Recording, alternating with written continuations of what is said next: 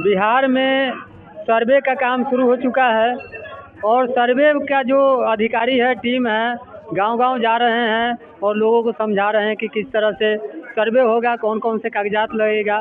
कुछ ग्रामीण यहाँ हैं, हम इन लोगों से कुछ सवाल लेंगे और अधिकारियों से हम जवाब पूछेंगे। फिलहाल उप मुखिया हमारे साथ है पकरी पंचायत के सुबोध जी, बताइए क्या सवाल है? ये सवाल तो अभी बैठक हुआ है हम लोगों का। अभी जो है कि हमारे पंचायत के सर्वे के लिए जो अमीन साहब हैं वो अभी आए थे यहाँ पर और जानकारी दिए हैं और जो सवाल किए उसका जवाब भी दिए हैं। लेकिन सवाल ये है कि सरकार से ये सवाल है कि सर्वे तो करना ही है, लेकिन कुछ संशोधन को करना होगा। जैसे कि वंशावली की बात थी, तो वंशावली जिस प्रकार पहले से स्टार्ट था उसी प्रकार करना होगा कि लोगों को जो है ना वंशावली में दिक्कत नहीं आए। अभी जो वंशावली के लिए वो लोग भटक रहे हैं, ब्लॉक में पंचायत सचिव हैं तो वो पंचायत में आते नहीं हैं। उनका जो है कि ब्लॉक ही मीटिंग रोज होता है, उनका कहना है। बाकी हम लोग तो जानते हैं कि ब्लॉक से अलावा पंचायत भी उनको आना अनिवार्य है, तो इसमें संशोधन किया जाए। दूसरा क्या है कि जो सर्वे जो टीम है उसमें पंचायत में एक अमीन से काम नहीं चलेगा। पंचायत में अमीन को 2-4 बहाली और करना पड़ेगा, क्योंकि अलग अलग जगहों पर लोगों को पूरा जानकारी है नहीं, लोग को जो है ना जानकारी का अभाव है। दूसरा नंबर है कि जो जनता है जिनको सर्वे कराना है, जो लोग हैं वो घबराए नहीं। ठीक है, सर्वे का टाइम लंबा है, 365 दिन 360 दिन सरकार ने रखा है, लेकिन ये दुगना भी जा सकता है। ठीक है, इसके लिए घबराइए मत। और आप लोग जो बाहर हैं, जो दूर दराज कमाने गए हैं, वो कमाए, वो लोग मत घबराए कि हमें जो है ना हमारे सर्वे में नहीं आएंगे तो हमको छांट दिया जाएगा, काट दिया जाएगा। ऐसा कुछ नहीं है। जो लोग यहाँ पे हैं वो लोग फ़ोन से बात कीजिए और घबराने की ज़रूरत नहीं है, सब हो जाएगा। समय लंबा जाएगा अभी, क्योंकि प्रक्रिया बहुत लंबा है, प्रक्रिया में जाइएगा तो बहुत लंबा जाएगा। अच्छा, कुछ सवाल मेरा है। आज जो सर्वे की टीम है, जो अमीन है, वहाँ आपके इस पंचायत में आए थे, आपके गांव में आए थे और आप पकरी पंचायत के एक समझिए कि मान सम्मान है, उप मुखिया है, तो उप मुखिया के नाते आप यहाँ पूरी बात को सुने हैं। कितना समझ में आया है, कितना लोगों को समझ में आया है, क्या फीडबैक है, इस पर थोड़ा सा आप हमको बताइए। देखिए, सर्वे के बारे में तो हम अभी ये चौथा बैठक है हमारा। कागजात वगैरह के बारे में कुछ अमीन साहब बोले हैं। कागजात के बारे में बताएं कि जैसे कि आपके पास ज़मीन का रसीद अगर है, या खतियानी ज़मीन है, या आपके पास कोई गिफ्ट किया हो, या बिहार सरकार ने आपको पर्ची दिया हो, यानी जो भी पेपर है, जो भी कागजात है, उसको तो रखना ही है। और जो फॉर्म है, यानी फॉर्म 1, 2, 3 ये जो फॉर्म है, उस फॉर्म को फिलअप करना है। भरने का प्रक्रिया आपको आपके आसपास में जो अमीन साहब होंगे, चाहे जो भी जानकार व्यक्ति हो जो इस चीज़ को जानता है, उनसे भरवा लीजिए। बाकी हम हैं, हम भी इस चीज़ को भर देंगे। और आपके पास जो अगर किसी के पास पेपर नहीं है, मतलब कोई कागज़ नहीं है, कोई भाई नहीं दिया कागज़, या विवाद चल रहा है, तो वो भी घबराए नहीं, उनको कागज़ मिल जाएगा। हम हमसे मिले, उनको नेट से मैं कागज़ निकाल के दे दूँगा, उनका भी काम हो जाएगा। देखिए, जहाँ तक वंशावली की बात है, वंशावली की एक बहुत बड़ी चर्चा हो रही है कि वंशावली बना कर लाइए, हाफिडिपिट लगाइए, 4 गो गवाह लगाइए, फलना से साइन करवाइए, पंचायत सचिव से साइन करवाइए। इसमें बहुत ज़्यादा जो है कि पेचीदा इसको बना दिया गया है।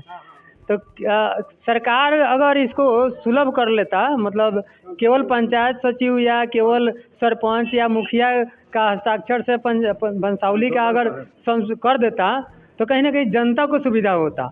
और एक आप उप मुखिया है, तो आप पर क्या जिम्मेदारी नहीं बनता है कि इस चीज़ के लिए आवाज़ उठाया जाए? ये तो आवाज़ उठाना ही है, क्योंकि ये जनता का दिक्कत है।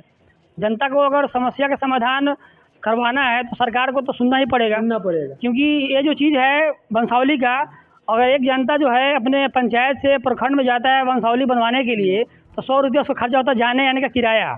उसके बाद वहाँ कितना घंटा बैठेगा, वो हमारे साहब पंचायत सचिव मिलेंगे नहीं मिलेंगे। इसमें एक चीज़ और है ना, हाफिडिपिट लगाना है, तो हाफिडिपिट के लिए आप यहाँ से 50 किलोमीटर दूर आप मुजफ्फरपुर जाइएगा कोर्ट में। उसके बाद में वहाँ आप पता है कितना भीड़ हो रहा है। वहाँ अगर इस तरह की समस्या रहा ना, तो प्रतिदिन 1-2 आदमी का मौत होगा केवल भीड़ से, क्योंकि काफ़ी भीड़ हो रही है। हम अगली तस्वीर में हम मुजफ्फरपुर जो कोर्ट परिसर है वहाँ का भी हम तस्वीर दिखाएंगे। ये एफिडेविट का जो कार्य है, एफिडेविट जो लगाने का जो बात है, इसको अगर निरस्त कर दिया तो बढ़िया है, क्योंकि इससे बहुत लोगों को तकलीफ हो रहा है और उसमें पैसे भी खर्च हो रहे हैं। मुँह मांगा रकम लोग ले रहे हैं। जैसे मान लीजिए 100 का स्टाम्प है, उसको 500 रुपया, 200 रुपये, 300 ऐसा मांगा जा रहा है। बिल्कुल दलाली जो है ना बढ़ गया है, दलालों का चांद भी कट रहा है।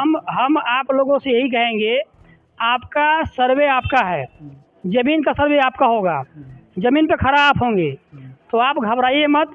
पैसा किसी दलाल को नहीं देना है, किसी के फेर में नहीं पड़ना है। आपके पास खुद अमीन आएंगे, आपके पास खुद फॉर्म मिलेगा, आप उसको भरिएगा, ऑनलाइन कर दीजिएगा। आप मोबाइल से भी ऑनलाइन कर सकते हैं, ये भी सुविधा है। आप किसी साइबर कैफे से भी कर सकते हैं, सुविधा है। ऑनलाइन करने के बाद अपना जो पेपर है उसको रखिएगा, और वो कहीं किसी के पास जाने की जरूरत नहीं है। किसी को कोई पैसा मांगता है कि हमको 5,000 दे दो, हमको 2,000 दे दो, हमको 1,000 दे दो, किसी को देने की जरूरत नहीं है, क्योंकि अगर आप लोग दीजिएगा तो आप ही लोग भुगतिएगा। सर्वे हो रहा है और क्या क्या कागजात देना है ये सब जानिएगा तब ना आप दीजिएगा कागजात। हाँ, तो बंसावरी वाला जो है उसका समस्या ज़्यादा है। हाँ, हम कहाँ दौड़ेंगे, मतलब बंसावली की मेन समस्या बंसावली की है। जो बाकी रजिस्ट्री का जो खतियान वगैरह है सब तो घर में मिल ही जाएगा, लेकिन बंसावली की मेन समस्या ये हल हो जाए तो हम लोग का सारा काम हल है। अच्छा, वो अमीन साहब से कभी पूछे हैं कि आपके पास कितना अभी तक जमा हुआ है कागजात? देखिए, अभी तो हमें लमसम 15 दिन से उनके टच में हम हैं। स्टार्ट में आए थे तो उनका बैठक हम लोग कराए थे समुदाय भवन पे। फिर उसके बाद उस समय तो लोग में जागरूकता नहीं था, अभी बहुत जागरूकता लोग का हो चुका है। सर्वे का लोग महत्व समझ रहे हैं। तो अभी फॉर्म जहाँ तक जाने की बात है तो अभी समझ लो जीरो है, इसलिए कि लोग को भी जानकारी जब तक मिलेगा नहीं स्पष्ट रूप से, तब तो लोग फॉर्म कैसे भरेगा क्या? तो इसका अभी निदान इसलिए हम पहले बताए थे कि अमीन एक से काम नहीं चलेगा, 2-3 रहेंगे, 2-3 क्षेत्र में रहेंगे और कंटिन्यू लोगों को बताना पड़ेगा। 2-3 अमीन रहेंगे, इसके अलावा जितने जनप्रतिनिधि है पंचायत में उन लोगों को ट्रेनिंग देना बहुत जरूरी है। क्योंकि अगर जनप्रतिनिधि को ट्रेनिंग मिल जाता है तो कहीं ना कहीं अपने अपने वार्ड में, वार्ड के लोग हो या मुखिया हो या पंच सरपंच जो भी हो, वो कम से कम उनको जब समझ में आएगा तो वो अपने वार्ड के लोगों को समझा सकेंगे। तो देखिए, जनप्रतिनिधि को कम से कम इस विषय पर ट्रेनिंग देने की आवश्यकता है। देखिए, जनप्रतिनिधि को तो ट्रेनिंग देने की आवश्यकता है, ये हर समय ट्रेनिंग होते रहता है, हम लोग को ट्रेनिंग होता ही रहता है। लेकिन क्या कीजिएगा, अभी इस विषय पर ट्रेनिंग हुआ नहीं है ना, इस विषय में कोई ट्रेनिंग नहीं हुआ हम लोग। सर्वे वाले विषय पे अगर जनप्रतिनिधियों को भी ट्रेनिंग दिया जाए तो कहीं ना कहीं कुछ समस्या का समाधान हो सकता है। हो सकता है, हाँ हो सकता है। आप एक जनप्रतिनिधि है, सरकार से क्या मांग करते हैं कि जनप्रतिनिधियों को ट्रेनिंग देना चाहिए? हाँ, देना चाहिए, तो उनका बनता है। ट्रेनिंग मिलेगा तो अदर लोग को समझा पाएंगे, अच्छा से समझा पाएंगे। क्योंकि कुछ एक गाँव देहात में कुछ ऐसे लोग भी हैं जिनको 50 बेर आप समझाइएगा तो कहीं जाके एक लाइन समझेगा।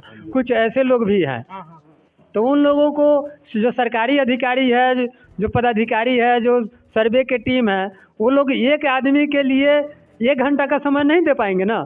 अगर एक आदमी के लिए 1 घंटा का समय देंगे तो फिर बाकी लोग तो छूट जाएगा। इसलिए कह रहे हैं कि जनप्रतिनिधि को ट्रेनिंग देने की आवश्यकता है, जरूरी है। जनप्रतिनिधि वार्ड सदस्य हो गए, पंच हो गए। देखिए, ये जो चुनाव जो होता है, आज बैलेट पेपर से लेकर के आज आपका EVM से चुनाव हो रहा है, जागरूकता बहुत बड़ी है। तो ये भी जरूरी है कि पंच को, वार्ड सदस्य को, मुखिया जी को या समिति को, जिला परिषद, ये लोग को ट्रेनिंग देना होगा। क्योंकि देखिए, ये जनता का काम है। अब फंड के लिए तो बहुत लोग आगे बढ़ता है, लेकिन जनता के काम के लिए आगे नहीं बढ़ता है। इसके लिए जनता का काम है, इसमें सबका सहमति होना चाहिए और सब लोग जो है ना, समझाने की जो प्रक्रिया होना चाहिए वो बढ़िया से होना चाहिए कि लोग को समझ में आए, लोग का ज़मीन जहाँ है वो उनका हकनामा बने। तो सरकार से ये है कि एक ट्रेनिंग की आवश्यकता किया जाए, जिसमें जनप्रतिनिधि लोग भाग लेंगे और समझेंगे, वो बहुत बढ़िया रहेगा।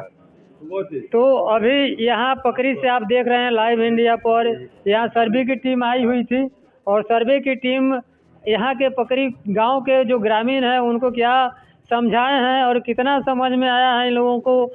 हमारे साथ उप मुखिया बारीकी से बता रहे थे और उप मुखिया का कहना है इसी पंचायत के कि बिहार के जितने भी जनप्रतिनिधि है कम से कम उनको ट्रेनिंग दिया जाए, ताकि आने वाले दिन में जो वैसे लोग हैं जो नासमझ है उनको अच्छी तरह से समझाया जाए, ताकि यह जो सरकार का योजना है, सरकार की जो पॉलिसी है, जो ये 62 के बाद 1962 के बाद पहली बार यह सर्वे हो रहा है बिहार में, तो हालांकि जो नए पीढ़ी के लोग हैं ये सर्वे के बारे में ज़्यादा चीज़ जानते नहीं हैं। हाँ, कुछ 70-80 साल 90 साल के जो लोग हैं वे लोग देखे हुए हैं 62 का सर्वे, तो ऐसे लोग कम मिलेंगे।